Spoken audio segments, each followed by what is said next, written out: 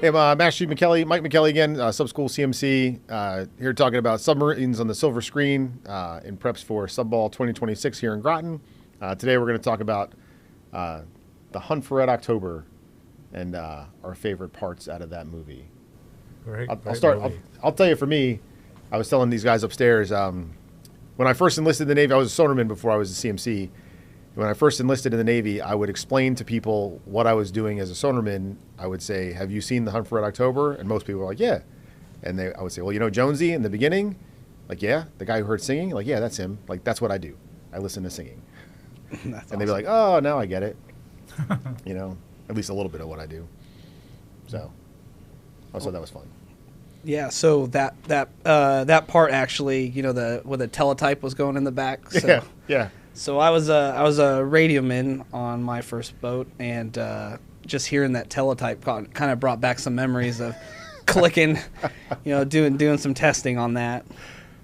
I always had an XO come in and ask if we had a computer to like plug all the stuff in about a contact, and then it printed out the classification, and the answer to the XO was, no, sir, this is not the Hunt for Red October. We don't have that. XOs, they're so funny. They are. In the beginning of the movie, when they they had information of the Typhoon class submarine, and they brought out those pictures with they're like, oh, there's this hole, you know, we're not sure like if they're doors or how they open, and how they talked about the name of it, kind of like Magneto, or they're unsure what it was. It just reminded me of thinking like X-Men were gonna like shoot out of the sides of the submarine. Oh, so Dave, what was your favorite part? Oh, my favorite part?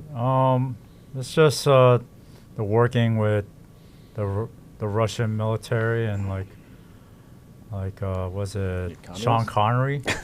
Him like was he trying to get out of the Russian military because he was getting tired of he said that he was been doing the same job for 40 years and his wife passed away, and that was kind of the tipping point, and I wanted to do something different, just go fishing. Like, he just wanted to get to the United States, and he chose to defect. Yeah, defect, correction. Yeah. Mm-hmm. And this was still the USSR. Yeah. So it's very different than Federation State, which happened not but a year later. Yeah. No, that was like the struggle of him. Obviously not the defecting part isn't, but like him working with the Americans and the end, like everyone, even if you're on the opposite side or the enemy side, there is a 25-year-old sailor on that end that is just trying to do his best job, and you know, kind of seeing that demographic. Yeah, man, you went deep, man. That's very deep. That's deep. It's supposed to be 20 minutes, guys, so I'm trying to... I'll tell you, I do remember, though, I mean, everybody's, you know, one of the big scenes for Hunt for Red October is when they do the emergency blow for the torpedo evasion at all head flank, and like the Dallas, which is actually the Houston, I think, but like rockets out of the water like that. And then you get underway and you do your first emergency blow for testing, and it is not like that at all. No. Like I thought we would do that stuff all the time, but no, it is not nearly as exciting as it's like that. Yeah, it's just loud. It's quick. Yeah. So there was a part in the movie where in the sonar shack, you know, they had the UI in there, and he's trying to classify the contact, and he's like super stoked that he's classifying this contact, and his over instruction was like, congratulations, it's biologics. So CMC, you were a sonar tech, so what's biologics? Anything, right? So you hear, the big ones you hear all the time are dolphins and shrimp. You hear dolphins, you like the squeaky, you know, the dolphin call noise. Like you'll hear that, especially on the surface when you ever seen the dolphins jump along the bow and everything? Mm-hmm. But they go nuts, and it's super loud. And then shrimp, you hear when they click their claws. Yeah. And the grossest thing is, as soon as you blow sanitaries, shrimp go crazy. Shrimp go crazy. Like you know when they start going nuts, it's because you just blew sands. Yeah. So then when you're eating the fried shrimp on the line, you know that they eat sands. You know, that's great. That's great. Lots of guys I've seen refuse to eat shrimp because of that. Clean your shrimp. Yeah. Another good bio. So speaking of, congratulations, this biologics. So off of around Hawaii, there's this whale. I think it's a pilot whale, but as sonarmen we call them boing fish because they make this really loud, long boing that you hear on broadband.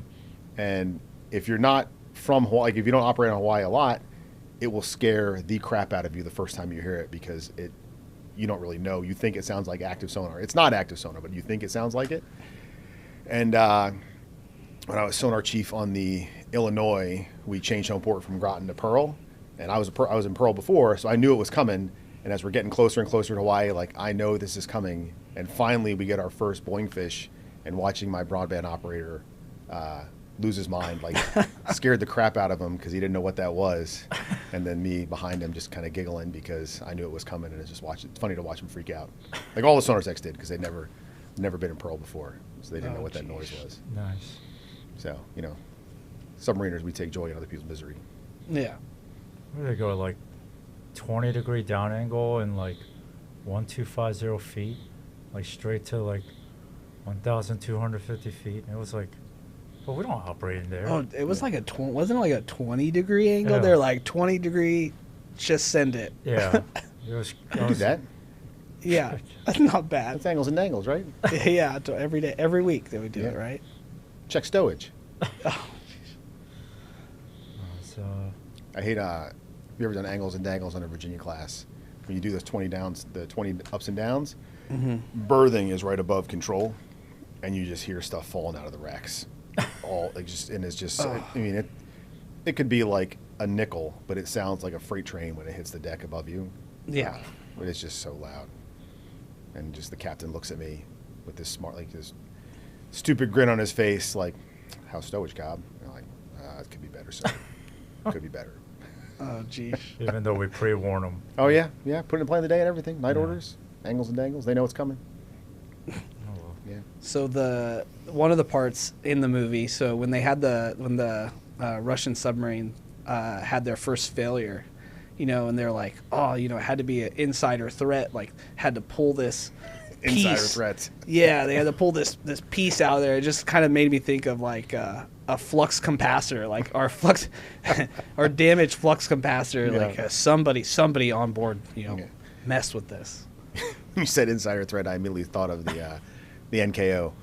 Oh, I love it. That's all I Yeah. could think of for insider threat. Yeah. But yeah, it's true because it did kind of look like the flux capacitor. It was just like you could tell they just like snipped these cables off of the ends of it. Yeah. They're like, somebody's got to fix this. I wonder who did it. It was a CS. It was a cook. It was a cook. It was a cook. Damn cooks, man. Always shady. What was that? Towards the end of it or middle of it, where they're like, hey, we got to get Alec Baldwin, on the Dallas. Yeah. Right. So we've done BSPs. I've never seen a BSP in a helicopter. So We're just gonna hang him from this helicopter to Yeah. get on board, and then where did they? You remember where they chose to do the sail. BSP from the sail? Yeah. We had one in the Montpelier where we did the helo transfer, and I wasn't part of the small boat handling party, but we had the video recorded the whole time, and it was this Coast Guard guy. He came down like super smooth, like he down the rope, like Joe Cool, and like he came down and he's just like, "Hey, bro, what's up?" And like he picked up the dummy and just like left, and we're like, "Wow, that is the coolest person I've ever seen." Yeah. It's crazy. But from topside, right? Not the bridge. Yeah, we recorded it all topside. Like, we had all the like gear topside. We trained it for like weeks on end for this like 5-minute occurrence, like 5-minute event. But yeah, the Coast Guard guy came down, just super cool. It's down the zip line, and just, hey, thanks for the dummy, appreciate it. Gave us like a dab, and it was like, thanks, man. And they're like, yeah, bro, what's up? And then, like, zoomed out. Wow. That's crazy. So it didn't just, he didn't unhook from the zip line. No, just it fall into the wasn't like water. the Hunt for Red October where you're just, like, trying to, like, connect and, like, not get electrocuted. It was, like, very controlled, but it was literally 5 minutes. We recorded, we played it on repeat on Cruise Mess for, like, 2 straight weeks. Like, we're like, okay, we got it. This 5-minute video was cool, but not for, like, the second week in a row. But, yeah, it's something. Wow. So when the Dallas ended up, when they got to the Soviet submarine or whatever, to the Typhoon class submarine, and they got on board, and they took a hammer and like knocked on the hatch, and the only thing the dude said was like, Americans, come on board. And they ended up having to drive the submarine, right? Yeah. So the Dallas CO had to drive the submarine, and they ended up getting shot by a torpedo. Do you remember that line that the Dallas captain said about playing chicken? Well, the hardest part about playing chicken is knowing when to flinch. Yep, is knowing when to flinch. I think that was the best line of the whole movie. My personal opinion, the best line. It's like, that's a good one. Yeah. That is a pretty good one. Yeah, it was. We never because right before the first torpedo they shoot, right, how Sean Connery turns into the torpedo and like drives. Mm-hmm. Wonder why we never test that. Yeah, let's all drive towards the torpedo. That makes sense. I will say their their torpedo evasions. They're pretty good. Almost worked. Almost, but didn't.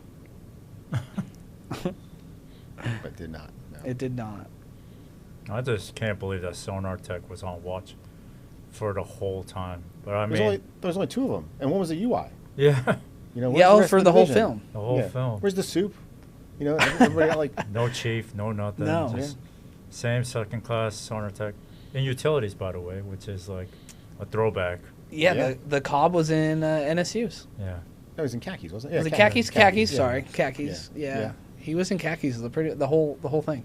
Yeah. He was there the whole time. Yeah. Yeah. He was- Dive. Yeah. Messing with sonar. He was there the whole time. He was in right by the escape trunk. Like, bro, like, are you on watch? Yeah. 20? I just thought about what I do like. So yes, kind of unrealistic that Jonesy and the UI, I can't remember his name, were the only 2 sonar techs. But I do like that. In submarines, I feel like we do a good job. Anybody can have a good idea.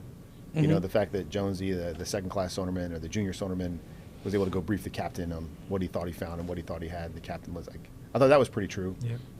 Yeah, definitely in certain situations, in certain watches, the senior person is a E5 Sometimes, on the yeah. boat. Yep. Yeah, definitely. As they say, E5s run the boat. So, Yeah. I mean, Yeah. The workhorse. The workhorse of the boat. Yeah. Best pay grade in the Navy. Yeah. Just have enough responsibility to be important. You don't have to do all the. Junior enough where if you junior. mess up, Yeah. it's like, I'm on the second class, man. What do you want from me? Oh, jeez. Oh, so something I just thought about. Alec Baldwin, his character, whatever, how he would almost the whole movie, they asked him, like, how'd you know, like, this was going to happen, how this information, like, you knew? He's like, I guessed. Or it was a 50-50 chance. Yeah. He did that the whole movie. Anytime they asked him for information, and he was like, I think he just said he was like, oh, I'm just a reporter. Like, I don't even know what I'm doing. And he just guessed through the whole thing. It was right the whole entire movie. Yeah. Is there any crazy Ivans? What does that have to do with anything? You turn to port or starboard? Turns to starboard at the bottom of the hour. Yeah. Yeah. 50, I was right. Was one of them 50-50 chance. Yeah. Yeah. I'm not saying that do that in real life, but No, it's normally like 50, 90. 50, 90. I do think it's funny how many quotes from that movie end up in just normal submarine. Like whenever, like as a sonarman, whenever we transmitted active, somebody made the comment, one ping only. Yeah. We always did. We have heard that, yeah. Mm-hmm. And then the crazy Ivan thing, always turn to port, bottom half of the hour. Yeah. Random little quotes from that movie. Mm-hmm. Live I knew him. live well on submarines to this day. Yeah, At absolutely. least on my does. boats, they did. Yeah. Told you guys yesterday, I think, I told you before, there's a sequel to Hunt for Red October. It's a book yet, not a movie. It's a book only, not a movie. And the authors that wrote it rode My Last Boat, Indiana. And then a lot of my crew members are characters. They use our crew members' names as characters in the book. So like the pilot and the co-pilot or my pilot and co-pilot are on watch with those guys. Except for the co-pilot, they got his name wrong because he spelled his name sloppy in the author's book, in his notebook. So instead of saying Lampright, it came off as Campright because he wrote a really sloppy L. It looked more like a C. But CO, XO, their names are all called out in the book and everything. It's pretty cool. Oh, yeah. It's pretty good. Awesome. When he talked about Cobb, though, it was just Cobb. He didn't say my name. But It's Cobb. yeah. The last part where they the Dallas, right? They brought firearms or whatever onto the boat, just in case. Yeah. And they end up getting shot at like when they were in control. And they go to like the missile compartment and they're like, hey, be careful because like, bullets don't do well, in this compartment. Mm-hmm. Well, a bullet doesn't do well in any compartment. Yeah. Is that what compartment you're in? Yeah. Yeah. I was like right at the end. Oh my God. I just think about some of the guys I've been on boats with. I couldn't imagine a scenario bad enough underway where I'd have to give them a gun. Yeah. No. We'll keep them locked up. Yeah. The safest place they can be. It's bad enough that the torpedo man can get to them. Yeah. Hey, thanks for joining us for the podcast today. We're going sinker.